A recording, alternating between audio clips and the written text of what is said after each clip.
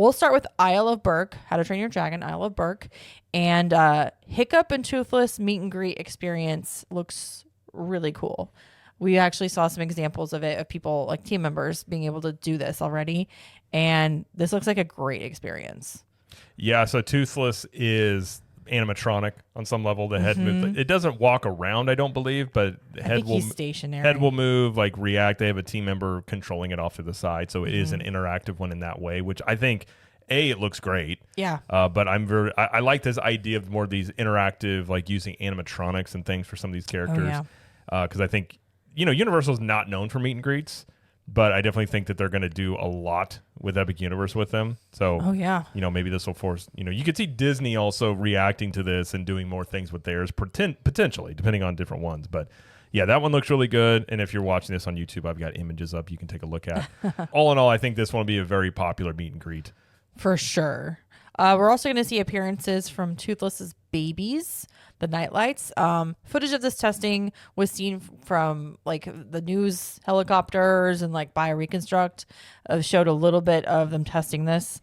And I think it was Dart, one of the babies, Dart. One of them was, yeah. Yeah. So they have not officially announced this yet, but it has to be coming. Yeah, it's WESH Newscopter has caught a lot of footage of them testing various things. A lot of the stuff we know about Epic Universe is not from them saying it. It's actually from people just seeing it, like the dragons flying testing, the fireworks and things. So a lot of it is just the attention of where it's at. You can get views if you've got a really good camera. You can zoom in and see a lot of this stuff. Yep. Stormfly, which is Astrid's dragon, and Grump, which is Gobber's dragon, will be inside Gobber's forge. So we're going to get even more dragon meet and greets. We've got flying dragon drones that are in testing, and we have seen the Hook Fang footage so far, and that's from a distance that I've seen that. Have you've seen that from the distance, right? Yeah, they did get a close up of what it looks like. It was on the ground. Yeah. So I can't tell from the scale. These things are pretty big. Yeah, they're huge. But they did come out and say that, these are not just for the opening time period. They're planning on this being a continual thing, as having these dragons and these interactive elements. I really hope the ability for it to be long lasting is there, because I would hate for it just to be around for like a month or two and then they just abandon it. I don't think that. Drones have come a long ways. There's going to be some days where you can't use it due to wind, weather, things like that. But I think overall, I'm sure they have multiples of these, but I think they will be able to run this continually, which again, they have said, like the Isle of Berk is supposed to be like, you're just walking into the village. Like it's not necessarily a show being put on for you. You're walking into an existing village. So you're just supposed to be witnessing these things going on around you, which I do think it'll be interesting how that plays out in terms of like, how does it feel?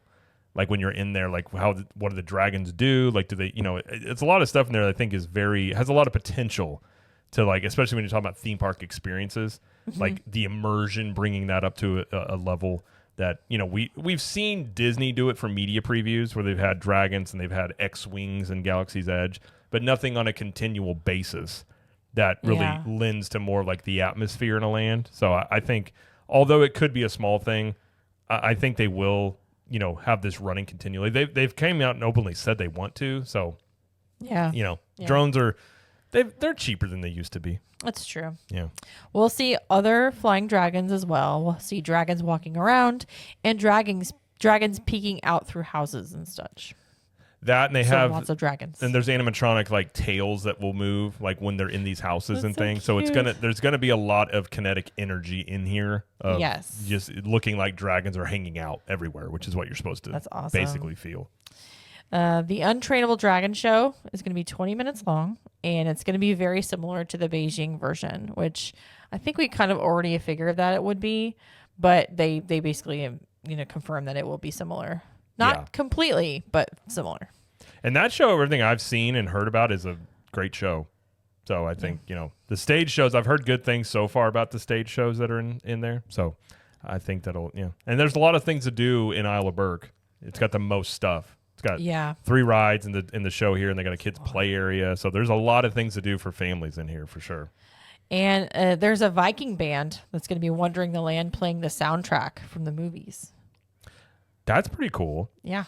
Well, and this is something they've even said, I know in Isle of Berk, they are going to be playing the soundtrack like in the land.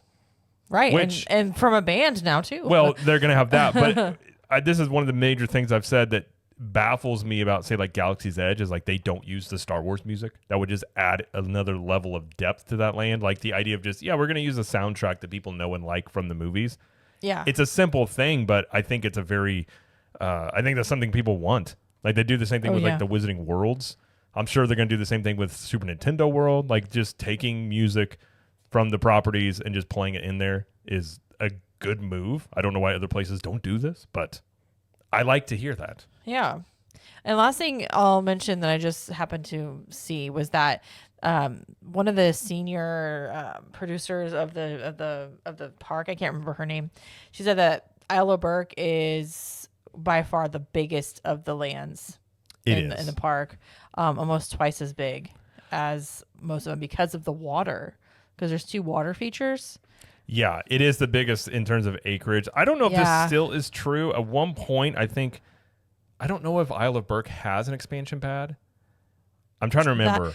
I think they do. I think they have potential to build at least another new experience in each land. Yeah, I thought at one point they had changed it and made Isle of Berk bigger and not having a potential expansion pad. But they may still. I can't remember. No, they do have an expansion pad. Never mind. So yeah, this one could be bigger, but it is the biggest one starting out the gate.